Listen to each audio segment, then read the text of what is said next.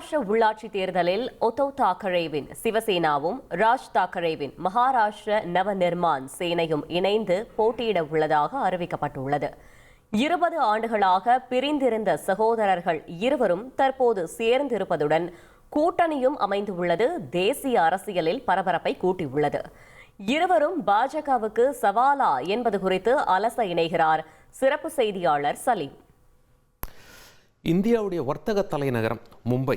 அந்த மும்பையில் mayor election நடக்குது. மற்ற கார்ப்பரேஷன்களை காட்டிலும் மும்பை கார்ப்பரேஷனுக்கு பட்ஜெட் அதிகம் அப்படின்னு சொல்லி நமக்கு தெரியும்.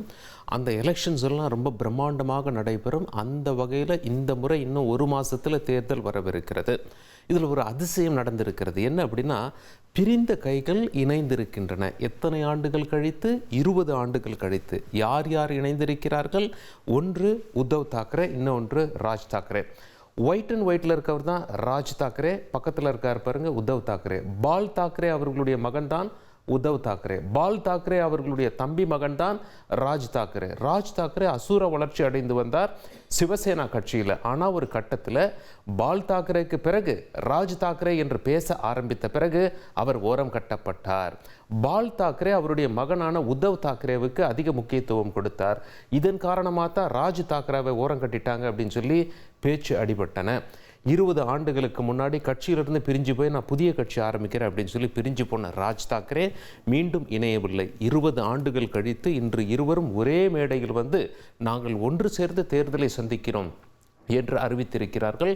அந்த காட்சிகளை பார்க்கலாம்.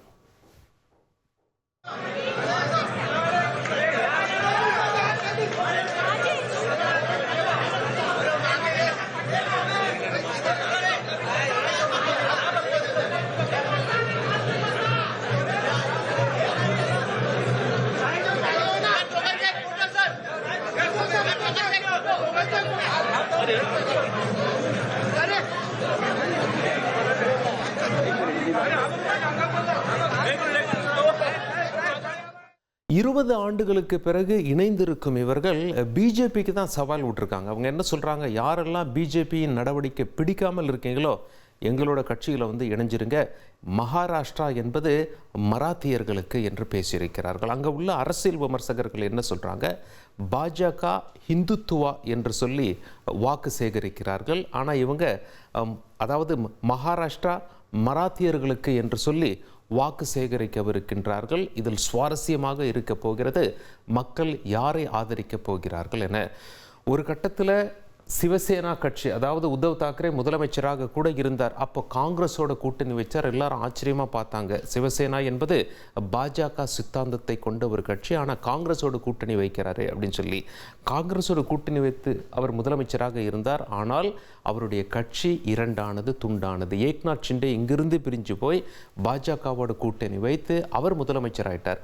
மறுபடியும் வந்த எலெக்ஷனில் ஏக்நாத் ஷிண்டேவால் முதலமைச்சர் பதவியை தக்க வைக்க முடியல. அவர் துணை முதலமைச்சர் ஆயிட்டார்.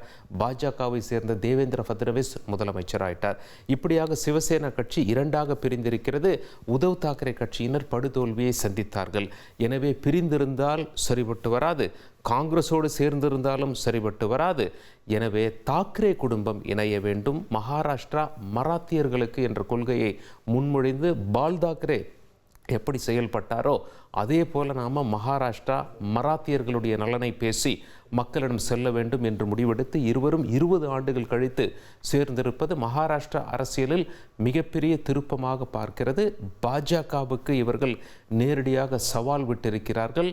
மக்களுடைய ஆதரவு யாருக்கு என்று நாம் பார்க்க வேண்டியிருக்கும். நன்றி சலீம்.